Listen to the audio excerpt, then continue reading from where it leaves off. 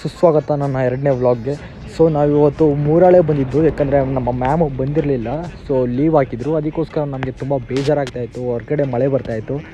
ಆ ಮಳೆನ ಫೀಲ್ ಮಾಡ್ತಾ ಹಾಗೆ ಸುಮ್ಮನೆ ಒಂದು ಚಿಕ್ಕ ವ್ಲಾಗ್ ಮಾಡ್ತಾ ನಾನು ಹೊರಗಡೆ ನಿಂತ್ಕೊಂಡಿದ್ದೆ. ಯಾರೂ ಬರ್ತಾ ಇರಲಿಲ್ಲ. ಇದೇ ನಮ್ಮ ಕಾಲೇಜ್ ಫೀಲ್ಡು. ಸರಿಸುಮಾರು ಒಂದು 4 ಎಕರೆ ಇದೆ. ಸೊ ಏನು ಬೆಳೆ ಇಲ್ಲ, ಏನಿಲ್ಲ, ಸುಮ್ಮನೆ ವೇಸ್ಟ್ ಆಗಿದೆ. ಸೊ ಹಂಗೆ ನಾನು ವ್ಲಾಗ್ ಮಾಡ್ತಾ ನನ್ನ ಫ್ರೆಂಡ್ಸ್ಗಳು ಒಳಗಡೆ ಡ್ರಾಯಿಂಗ್ ಬಿಡ್ತಾಯಿದ್ರು.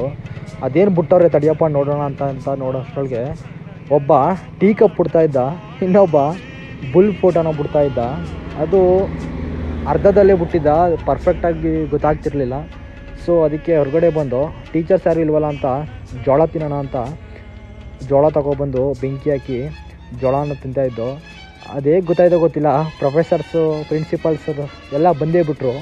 ನಮಗೆ ಒಂದು ಕಡೆ ಭಯ, ಎಲ್ಲಿ ಬೋದ್ಬಿಡ್ತಾರೋ ಅಂತ. ಆಗ ಅವರು ತುಂಬ ಸಪೋರ್ಟಿವ್ ಆಗಿ ನಮಗೇನು ಹೇಳಿದ್ರು, ತಿಂದ್ರಪ್ಪ ಹಾಗೆ ಹೀಗೆ ಅಂತೇಳಿ. ತಿಂದಮೇಲೆ ಎಲ್ಲನೂ ಡಿಸ್ಟ್ರಾಯ್ ಮಾಡಿ ಹೋಗಿ ಅಂತ ಹೇಳಿದ್ರು. ಅವರು ತಿಂದರು ನಮ್ಮ ಜೊತೆ. ಇವತ್ತಿನ ಬ್ಲಾಗ್ ಇಷ್ಟೇ. Bye friends.